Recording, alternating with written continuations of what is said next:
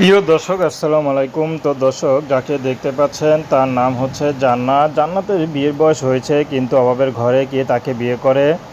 তার মধ্যে জান্নাতের মা একটি ছোটোখাটো নার্সারিতে পানি দেওয়ার কাজ করে, পরিষ্কার কাজ করে। তো সেখান থেকে যা বেতন পায় তা দিয়ে সংসার চলে না। জান্নাতের বড় ভাই ছিল, বিয়ে করে আলাদা হয়ে গেছে, তো তাদের কোনো খোঁজ খবর রাখে না। যদি আজ বাবা বেঁচে থাকতো তাহলে হয়তো মাথা গোঁজা একটু ঠাঁই হতো। মাথার উপর একটা ছায়া না থাকলে আসলে পৃথিবীতে চলা খুবই মুশকিল। যার বাবা নেই সেই বোঝে। তো যার মধ্যে বড় ভাই ছিল, বড় ভাইয়ের উপর একটু আশা ভরসা ছিল। সে বড় ভাইও বিয়ে করে আলাদা হয়ে গেছে, তারপরেও কোনো খোঁজ খবর নেয় না। তো যাই হোক, এখন জান্নার মার ইনকামে কোনো মতে তারা বেঁচে করে বেঁচে আছে।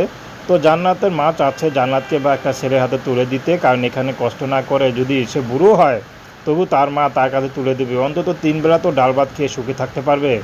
তো দর্শক, এই ছিল জান্নাতের জীবনে সংক্ষিপ্ত জীবন কাহিনী। প্রেম, ভালোবাসা, বিয়ে শাদী করা আপনাদের ব্যক্তিগত ব্যাপার।